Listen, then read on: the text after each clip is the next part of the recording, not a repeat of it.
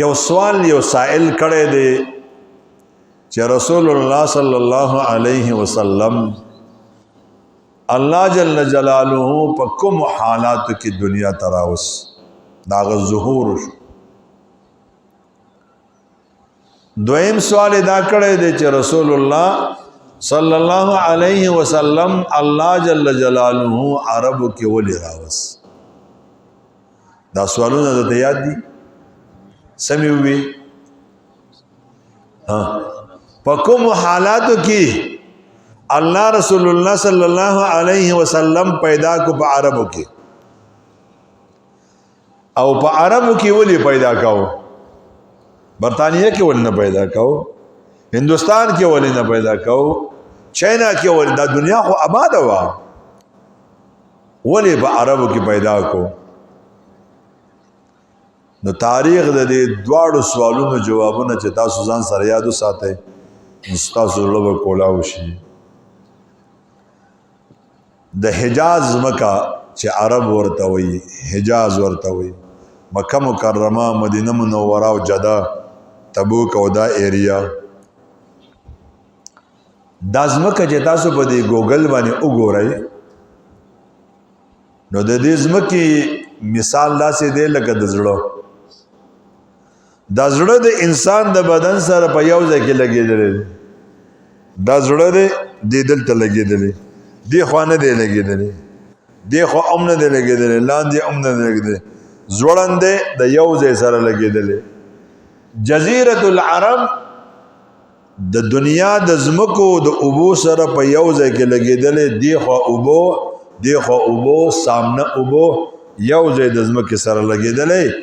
نو وی د جزیرة العرب مثال دی د زړه.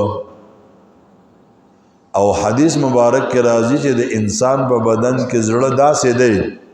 کو دې صالح شو، دې ټیک شو، دا ټول بدن به ټیک شي. کو جزیرة العرب دا ټیک شو، دې کې صلاح رااله او په دې کې حفاظت راغی، امن پکې راغی، پورا دنیا ته امن راشي. نو دا سوال بس تاسو په ذهن کې حل شوی وي چې الله جل جلاله رسول الله صلی الله علیه وسلم په عربو کې ولی پیدا کو. ځکه عرب د دنیا زړه دی، قلب دی، او چې دنیا زړه ټیک شو نو ټوله دنیا ټیک شو. الله جل جلاله دې تاسو موږ بوزي حرمین ته بار بار دلته موږ مغرب ته موږ کو، او چې تاسو مکه مکرمه نه دي د مغرب غاړه ته لاړ شئ او الته په جمعات کې موږ کوي نه بیا به دسی موږ کوي مشرق غاړه تا وکړي بازي موږ کو. تاسو د داسې دی جنوبي غاړه ته لاړ شئ نو بیا به دی غاړه ته موږ کوي. او کو تاسو مدینه منوره ته الله په خیر او عافیت بوزي نو الته چې تاسو موږ کوي نه بیا به دسی کوي. پته ولګي چې مکه مکرمه دا د دنیا مرکزی پوینټ دی، دیتا د ټول دنیا رجعه، د ټول دنیا توجه ده. الله جل جلاله رسول الله صلی الله علیه وسلم مکه مکرمه کې ذکر پیدا کو چې دا د ټول دنیا مرکزی ځای دی. دویم سوال لا پیدا کیږي چې په دې جزیرة العرب کې پیدا کو په کوم حالاتو کې پیدا کړو. نو نن بدا مولان دا پټکو والا مولان دی پړل کې یو خبره ده ما ته ورځ یو سړی ټلیفون وکړو چیرې مولوی سے پیر صاحب دسی یو تعویذ او وظیفه را دوخه دا مقتدیان می ټیک شي په اړه خبر را سره مخالفت کوي. ما ورته وې مستانه بم بل لیونی څوک نه او زمانه بم بل لیونی څوک نه چې ته په دې علاقه کې پاتې کېږي چې ال خلق ذاکرینی، ته په دې علاقه کې پاتې کېږي چې ال ټول خلق ستا پارټي والی، ته په دې علاقه کې پاتې کېږي چې ته هر پروګرام کې ټول خلق به شریکي او ته چې هر څه کې ټول خلق کې مني. نو دا خو بیا دنیا نه ده، خو جنت ده. وہ مرد نہیں جو ڈر جائے حالات کے خونی منظر سے، جس حال میں جینا مشکل ہے اس حال میں جینا لازم ہے. لگ بلاړ شي د رسول الله صلی الله علیه وسلم حالات زندګۍ باندې ولګ نظر ورواچي چې زموږ جانان صلی الله علیه وسلم دنیا ته تشریف راوړو نو د دنیا حالات څنګه راځي لګ د دنیا دغه حالات ته تخیمه او بیا رسول الله صلی الله علیه وسلم په کم وخت کې په کم وسایل سره په کم نقصانات سره دنیا ته څنګه چار چاندو لګاو هغه جلک بدرته لګو خیمه او د مجلس په لګه حصہ کې راغون کو چې کوستاسو تند باقیو نو بیا به د مجلس یوازې په ربیع الاول کې نه کو بیا به په بل میاشت کې بیا وکړو چلته ان شاء الله راځي لګو ګورئ چې د رسول الله صلی الله علیه وسلم نو وړاندې سکم شپږ سوه کاله د نبوت رڼا ډیم شوې ده عیسی علی نبینا و علیه الصلاۃ والسلام دنیا ته راغلی دعوت او تبلیغ کړی بیا د هغه رفع السما شوې ده بیا د کفر تیاری شروع شوې دي بیا قتل و غارتونه شروع شوې دي بیا خلکو د عیسی علیه السلام راغلی کتاب پانی کړی ځان له پکې تحریفات کړي او دنیا د کفر تیارو راګیره کړې ده او څنګه د کفر تیاری دي نو راځي وګورئ روغ فصلونه به روغ فصلونه دې ته به تله ورته کو او دا به د اور اثر وګرځي روغ ونه به اواله میوادار ونه او دا به اوسوي د جهالت په انتهاو حلال زناور د دینه به خپکټ کړه ولې به ته کټ کو په ژوندونی او دا به ځان لته کې کاو او التبس واغوي سخه اوخ بيزا ګړه دا بروغه ولاړه وا او رپیدا وا وینه به دی او بيدا او هغه به الت مردار شو د به دی یو ولې یو پدون کټ کو او هغه به استعمال کو زناور سره پیدا شو روغ زناور به ژوندۍ ځان ته وتړل او په غشو باندې به وشتل او هغه به الت تلپاوېدو زناور سره پیدا شو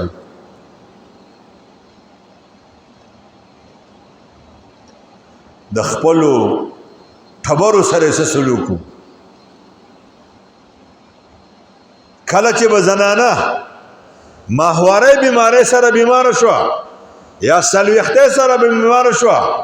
یا به خاون وفات شو یوی غجلې ته به بوتله د زناورو نه بدتر سلوک به ور سره کاو زناورو ته کله په اخور کې خلک غیا ورواچي داسې ورته ګډ وډ کی دې ته به د زناورو نه بدتر سلوک سره سلوک کاو ډوډۍ ورته د دې ځنه وښتا په دغه غجل کې بدا روح کال اشاره وا د دې جامې بخولې شوی د دې بدن بد ګندګۍ نډک او یا به ورته په لخته باندې ډوډۍ کې خدا او دا به ورته ارتا وکړه او په معاشره کې خزه دا د ترقې په لار کې رکاوټ وا بس کو خوخه او کو خوخه نه به طلاق ولا نه به خزه کولا د ظلم ذاتی انتها به ورسره کو راځي وګورئ چې د زامنو سره څنګه سلوک د خلکو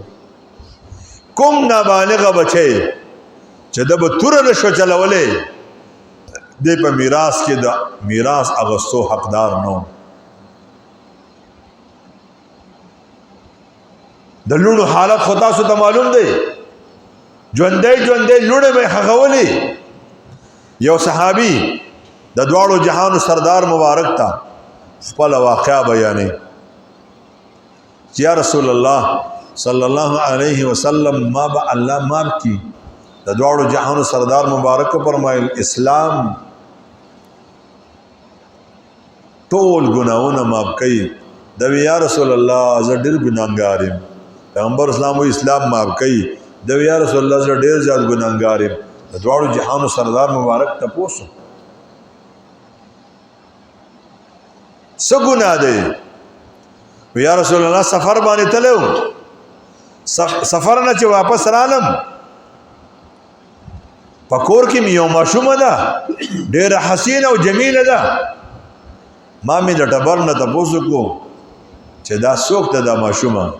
وی دا زمونږ د ګاونډیانو بچی ده ته نه وینې دا به زمونږ کره راتله ما بوله د هغې وخت مناسب دا مونږ چې دالسي پاپړو سیزونه ورکو چڼې مڼې دا به مې ورکول دا زمونږ کره عادت شوې ده نو خپل کور کې ډېره نه یې دلته ډېره یې عرب ډېر قیافه شناسو هغه چې ورته لاندې باندې وکتل د خپلو سترګو شونډو آثار یې پکې مخصوص کړل خپل ټبر له تسلي ورکړه چې دا زما بچی د خو ته ماته وایي نه او کله به خپلوله او کله به ځان ته نږدې کوله د ښځې چې یقین خاص شو چې دی ورته څه نه وایي نو ورته وی دا مونږ له الله بچی را کړی وه خو ما وی چې ته به یې وجنې نو ځکه مې دا تا ته نه وي هغه وی دا څوک وجني دی د خپله واقعه د دواړو جهانو سردار مبارک ته وایي چې ما کودال او بیلچې صحرا ته ووړل او بیا مې دغه ماشوم خپل ټبر ته ووی چې دا تیاره که ماماګانو کرے بوزم نو چې کله هغې تیاره کړه سترګې ورته تورې کړي شونډې ورته سرې کړي جامې ورته ډول واچولې د هغې زمانې سکارپ او د هغې زمانې پرس یې وله ورکو او دا زما سره په خوشحالۍ روانه شوه د جون جولای میاشت د ګرمۍ میاشت ده او صحرا ته ما دا بوتله دا ما ته په وړه خوله باندې وایي پاپا زمونږ د ماماګانو کور به کله راځي زه خو ډېره ستړی شومه نو زه ورله کله سفیړه ورکمه کله په ځان پسې راکاږمه دا ما ته په وړه خوله باندې وایي تا خو زما مور ته وایي چې دا به زه واپس راولم زر ته خو ما وښي وی یا رسول الله دا مې صحرا ته بوتله هلته مې کنده کنستل شروع کړل او د کندې نه چې خاوره راړمه نو دا ماشومه په وړو چاچو باندې هغه خاوره ځان ته دې خوا کوي او چې کله زما بدن خوله شي نو دا خپله لوبټه راوالي او زما خولې پې وچکي او ما ته وایي پاپا بس که نور کار مه کوه څه به بیا وکړي ما په داسې حالت کې دا کونغړه تیاره کړه او په دې چې مې عمله کړه او دا مې دې کونغړې ته وغورځوله نو دې په وړه سلګو جبه کې ما ته ووي پاپا تا خو زما د مور سره واده نه وکړ چې دا زه راولم ما په داسې حالت کې به دې باندې خاورې اړول شروع کړل چې د دې د خپې کلکې شوې نو دا ما ته وایي چې پاپا زما خو د خپې کار نه کوي زه به څنګه وځم د دې نه ګوره چې ته ما وژنې یا رسول الله ما چې دا خاوره د دې سینې ته راواچوله او د دې دا ساون خط او د دې دا سلګۍ شروع شوي ما منډې کړې ما یو غټه ډبره ګټه راواغسته او د دې په کپرۍ باندې مې ګزار وکړو د دې سلګۍ وي او ما په دې باندې خاورې واړولې یا رسول الله ما به الله ماف کړي د لور سره دا معامله د مور سره څه معامله وه مایره مور به په میراث کې پاتې شوه دا به په میراث کې حساب وه زوی به یې منډې کړي څادر به پې واچوي دا زما ده خوښه ده کو د وینځي په ځای یې ساتي او که نه خپل نکاح پې کوي د مور سره بدعملي کوي د مور سره دا معامله د غلامانو نوکرانو سره څه معامله وه څنګه چې زناور خلک ټکوي دقسې به یې غلام وټکو او بیا به یې په استعمال کو کو کور ته ځي کو بار ځي دا به تصور چې دی اوس زنا نشي کولی د سره به دا معامله وه د غلام ټوله سرمایه دا د دې مالک وه کو د غلام خوښه وه که نه غلام چې به کومه ډوډۍ تیاروله په هغې ډوډۍ خوراک کې د غلام هیڅ حصه نه وه د ګاونډیانو سره څه سلوک د ظلم انتها وه گاونډ ماونډ پکې نه و د خاندان فیملی سره څه سلوک و د وکاس میله ده یو سړي خپې وغورځولې داسې څوک چې زما د خپې راغونډې کړي یو سړی راغی او توره ورسره ده او هغه ځای باندې پې ګزار وکړو تاریخ لیکلی دي چې 50 کاله په دې یو خپو کټ کولو سره قتل و قتالو شو په سونو خلک به کم نشو ستا اوښ زما د اوښ نه مخکې ولې اوبه وڅکلې په دې باندې 100 کاله وینې توشي د ظلم هر طرف ته انتخاب روغ قافلې به لوټلې د خلکو ناموسونه تار کړو او دین خوونه د ارچا خپل دینو ارچا د خپل دین د پاره د خپل معبود په شکل کې ځان لبوت په بیت الله کې یې د 365 ورځو ځان بوتونه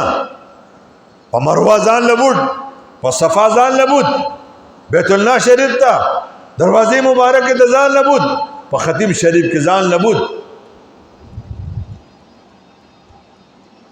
بس د ظلم اگرینگی وا هر طرف ته تیاری وی هر طرف ته د ظلم انتها وا او تاریخ لیکلی دی چې د دواړو جهانو سردار مبارک انتخاب الله په سرزمین عرب کې په داسې حالاتو کې وکړو چې دا د یوې لارې خلکو یا به وی نو یا به وی یس یا به وی او یا به وی نا د دوی خبرې چانس وکړي نو کوئی دشمن میں نو دشمن ہو کوئی دوست میں نو بیا دوست ہو درې خبر په منځ کې نه و ځکه الله جل جلاله د پیغمبر اسلام انتخاب د داسې پښتنو د داسې غیرتمندو علاقې په منځ کې و چې کو د پیغمبر ملګری چې بیا په سچایي ملګری او کوم مخالفت چې ډمډول نه چې بیا مخالفت هم صحیح او په داسې حالاتو کې وکړو چې د خوراک سنو دالته معیشت د 0 درجې نه لاندې غورځېدل نه کاش کارونده کېده نه دغه تجارتي منډایې وا بس چرته د بار نه بسو قافله رااله ستوان او کجوري څه خوراک به راوړو هغه باندې و د دوی گزاره وا ورنه قافلې به لوټلي او دا د دوی گزاران او درېمه حالت بس د ګرمۍ موسمو جمع پکې هم په ګرمۍ کې وو سخت حالات سره مخامخ جفاکش خلکو ځکه علما ذکر کوي چې الله جل جلاله د رسول الله صلی الله علیه وسلم انتخاب په داسې زمانه کې وکړو په داسې حالاتو کې وکړو چې خلک سختو د خوراک هیڅوک نه و فقر و فاقې وي او د ګرمۍ د جفاکشۍ انتها وه په داسې حالاتو کې د رسول الله صلی الله علیه وسلم بعثت الله جل جلاله اوس راځي یو مؤرخ لیکلی دی چې بس یو څو جنگجو پیدا شول د پاکستان یو عالم دی هغه زه برطانیه کې یو سیمینار کې وم نو یو کس ما په سره پاسې به ماته وی چې مولانا ما چې څومره سټډي کړې ده بس پیغمبر علیہ السلام دنیا ته تشریف راوړو یو څو جنگجو ملګری وسره ملګری شو مکه مکرمه طائف حنین غیر چاپیر خیبر دا علاقې فتح کړې او په دې باندې خپل حکومت قائم کړو هغه مولانا وی ما ورته وی چې حضرت یو تپوسو کما ته خدا را سره منی چې وسو جنگجو وسره ملګری شو وی چې او دا منم وی ما وی چې دا څو جنگجو کمی توری په کنټرول کې راوستي وو چې دا خو یوې توري نو راوستي په کنټرول کې دا خو د پیغمبر مصطفی احمد مجتبی سرور کائنات صلی الله علیه وسلم د هغه اخلاق او عادات خوینو خوبو دا خلق په خپل په پیغمبر علیہ السلام بین کړو او دا هغه مرګتیا یې کړو نو چې کم محبت توري د دې زړونه په پیغمبر باندې مین کړو زکه دغه خلکو بیا د مال او جان پروا نه کوله د قام قبیلی پروا نه کوله په پوره دنیا کې خوار شوی دي نن ما او تا ته اسلام د صحابه کرامو مرهون منت ته چې دا غوي په وجه راغلی رسول الله صلی الله علیه وسلم یو مؤرخ لیکلی چې ما د تاریخ پاڼې اړولي ما د دنیا بادشاہان کتلی چې څومره ویني توی کړي د خپل حکم د تنفیذ لپاره څومره بستۍ یې میټاو کړي څومره خلک یې قتل کړي راځي وګورئ چې یو سردار د کائنات احمد مجتبی رسول الملاهم رسول الرحمه دنیا تراغی په کم وسائلو چې غزوه بدر کو شپږ توري وسره وي پتن د ډېرو صحابه کرامو جامه نه وه په خپو باندې پیزار نه و په سر باندې ټوپۍ پټکې نه و په کم وسایلو په کم وخت کې په 30 کاله زندګۍ کې په کم خلکو تاوان سره 27 غزوات کړي د تاریخ پاڼې اوچته کوي چې په 27 غزواتو کې څومره خلک صحابه کرام شهیدان شوي څومره مخالفین مړه دي تاسو به حیران شئ چې په دومره کم وخت په دومره کم حالاتو کې څنګه د دواړو جهانو سردار مبارک په دنیا کې امن راوس راځي لږ د صورت د پیغمبر صلی الله علیه وسلم یو لږ جلک د تخیم بیا د سیرت ترازم زما عزیزانو صحابه کرامو مثالو په خپل مابین کې د قرب و جوار په حواله د درجه په حواله مونږ منو په دې زمانه کې منو بعضی اولیاء په درجه کې غټ بعضی د اولیاء په درجه کې کم مونږ نه خټول غټي په خپل مابین کې څه کم زیات پیغمبران ټول زموږ د سر تاجونه دي صحابه کرام ټول عدول دي په خپل مابین کې درجات لري راځي یو د رسول الله صلی الله علیه وسلم صورت ته عبدالرحمن بابا فرمایي کو صورت د محمد نوې پیدا کو صورت د محمد نوې پیدا کړي به رب نو دا دنیا مصدر لحاکم کې د حدیث راغسته فلولا محمد ما خلقت آدم ولا الجنة ولا النار محمد کو ما نوې پیدا کړي ما به آدم نو پیدا کړي ما به جنت نو پیدا کړي ما به دوزخ نو پیدا کړي